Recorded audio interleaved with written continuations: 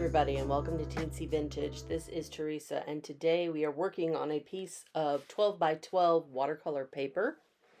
This particular paper is, let's see, 140 pounds, 300 GSM, cold press.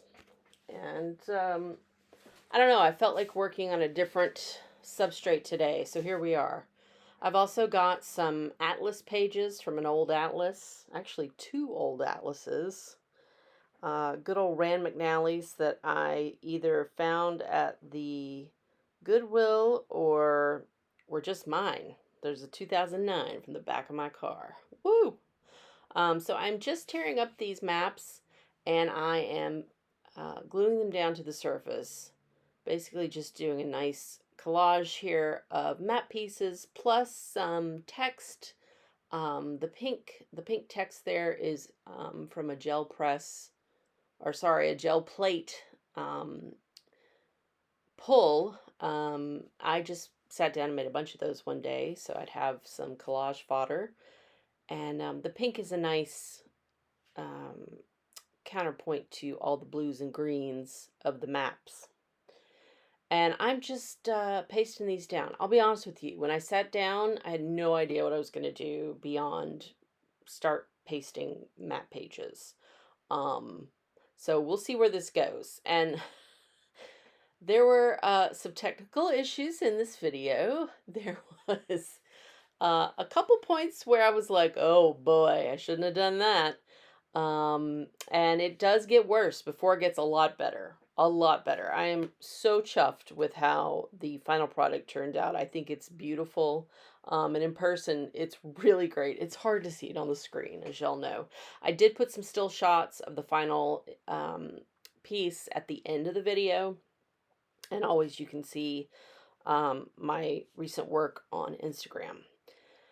So this is one more piece of map that I'm tearing up. This one had some really intense green spots on it. I think it was a park or a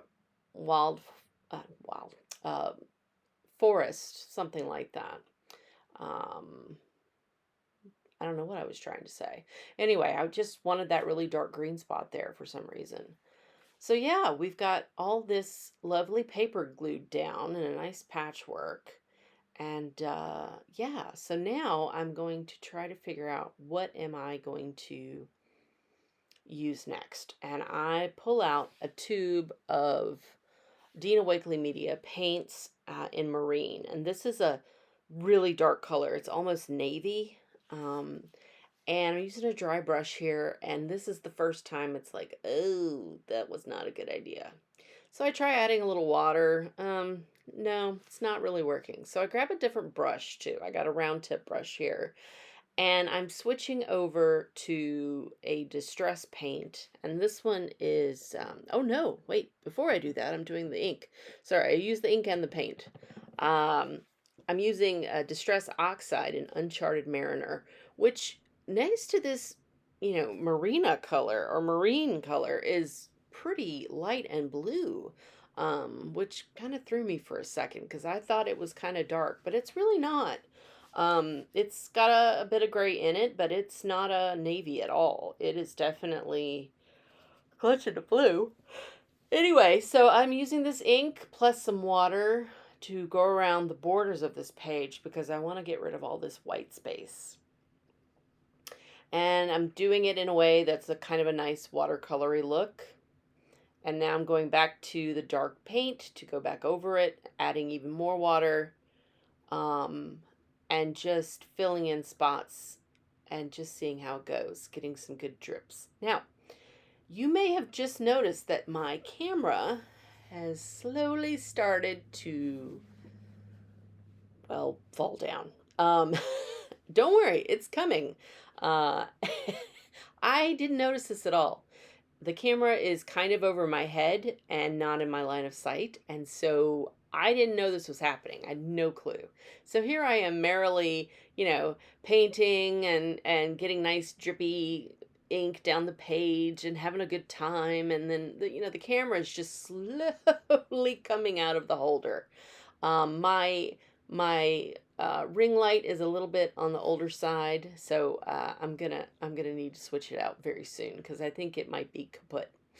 So I'm gonna dry this page and just keep going. Like I said, I had no idea that the camera was pointing in the wrong direction. Fun with technology. But yeah, we're gonna dry the page, and I'm also gonna do a little cleanup here, just because drippies, spritzes, all that stuff.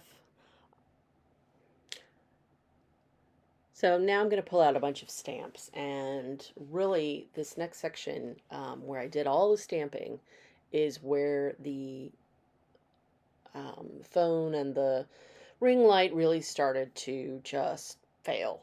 Um, I use a bunch of numbers. Then I used a Finnabair Harlequin style stamp. And then I've even got some other random stamps, little texture stamp I got at a yard sale, and then some X's and O's, just to really add a lot of interest to this page. I know you're thinking, boy, howdy, Teresa, there's already a lot on this page. Well, it's okay. It's going to get kind of covered up and stuff. This next section was really just a slow descent here, as you can see. So I've sped it up because, well, you can't see really what I'm doing at all. And it was kind of boring. And so, yeah. To spice things up, here's a picture of Mudang, the cute little baby hippo over in the Thailand Zoo, biting her trainer's leg. We all love Mudang. Hello, Mudang. Keep biting, darling. Oh boy, and back to our very, very slow fall here. This just, like I said, I had no idea this was happening. So you can imagine my surprise when it does fall, and it's going to fall in a few seconds here. But yeah, I'd already pulled out the gesso and had started going in on the page with my finger in the gesso, just getting a lot of white stuff, and boom, there it goes. Whoa. Okay, well, now I'm awake. Um, yeah, wow. So, as you can see, I've added a lot of stamps, and I'm now pulling out a brand new cosmetics wedge to go in with the gesso because um, I didn't really like how it looked with the finger application. I thought the little sponge would be better.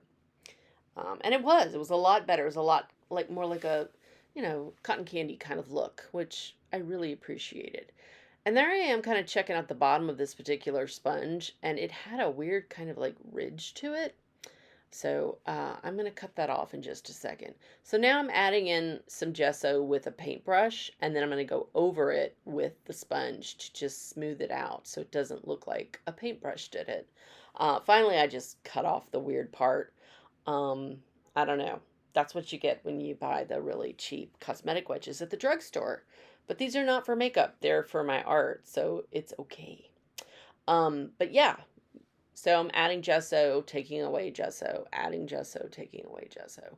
And just doing what feels good, honestly. Whatever feels right on the page. And I know sorry I can't be more articulate than that about it, but I promise you make art long enough, you will just kind of intuitively know what you want to do and where you want to go on the page, and you just do it. It's called getting in the flow.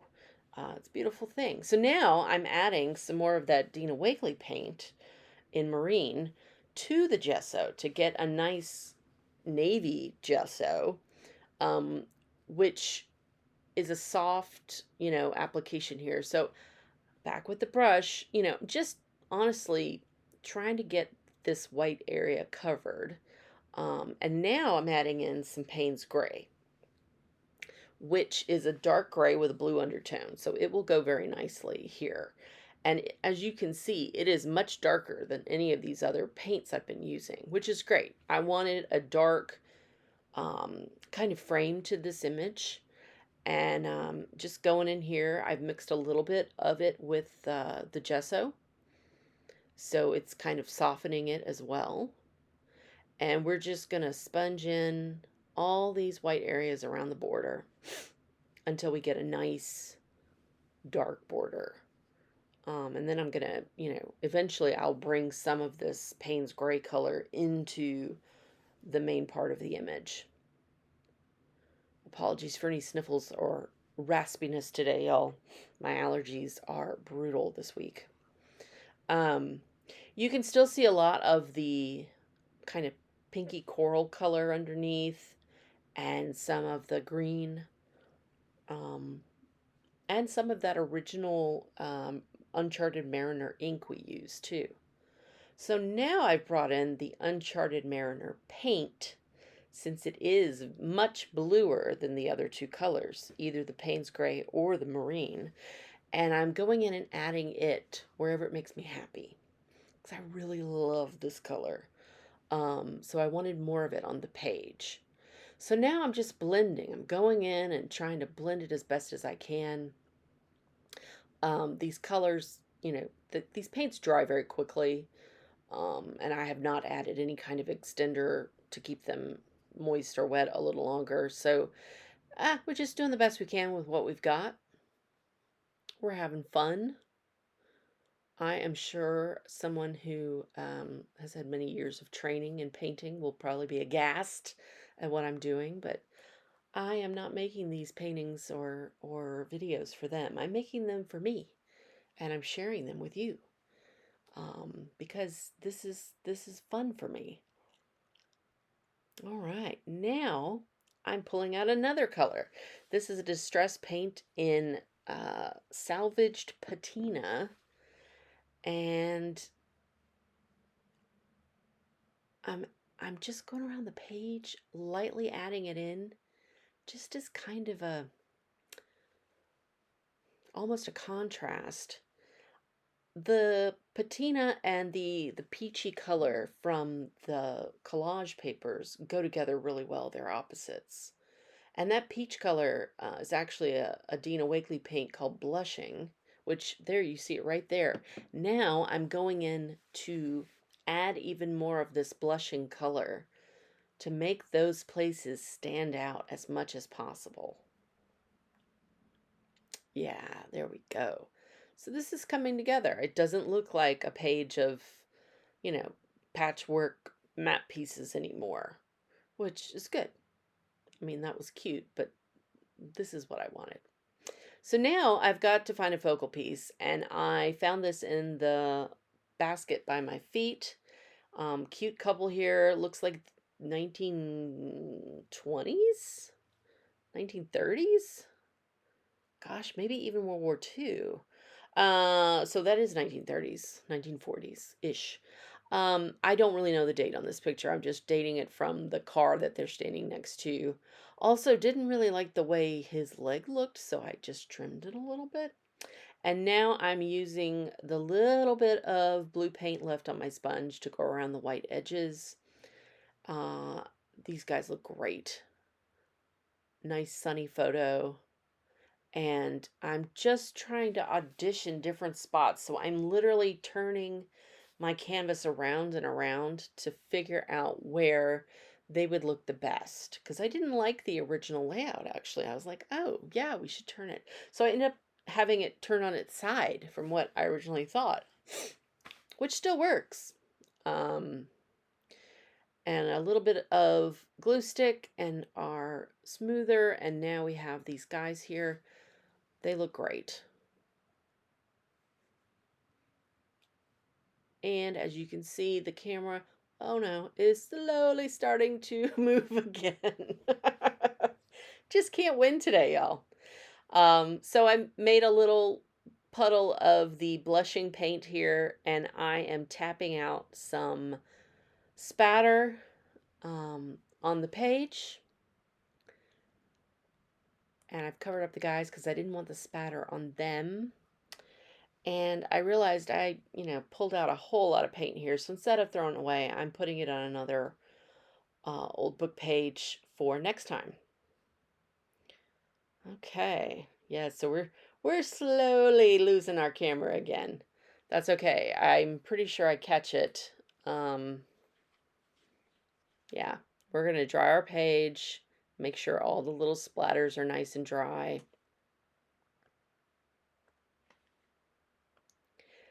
Mostly because I don't want any of them to get smudged because they are a little bit thicker than the rest of the paint.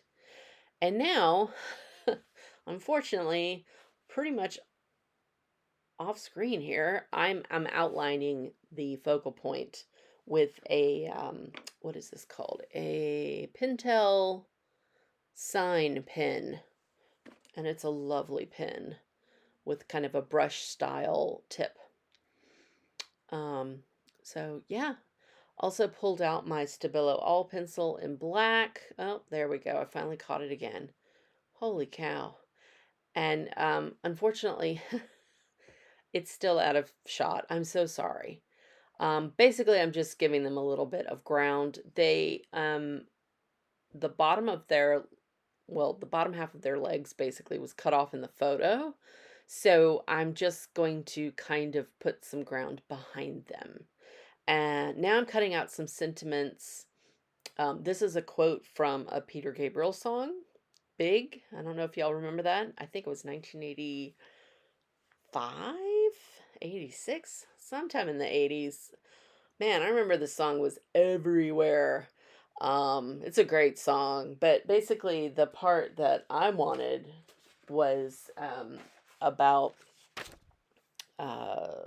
coming from a small town and how people there think so small, they use small words.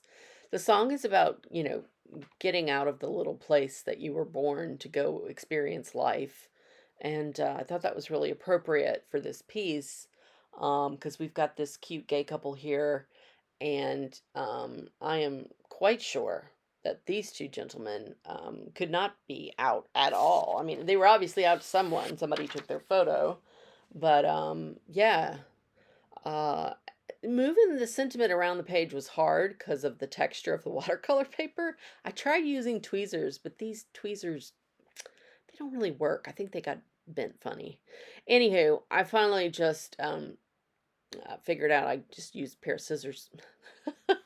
Anyway, we're going to glue them down and then do a very light outline, or just highlighting the bottom actually with the all pencil, and then activating it with a little bit of water and a tiny brush, just to give it kind of a look, like a shadow look, like the sentiment's floating a little bit.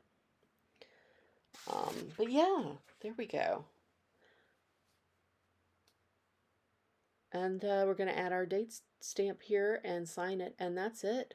Wow, if you are still watching, you are amazing. Thank you. Please let me know in the comments if you enjoyed the camera shenanigans, and if you like Moodang. I love Moodang. All right, y'all. Have a wonderful rest of your day, and I will see you next time.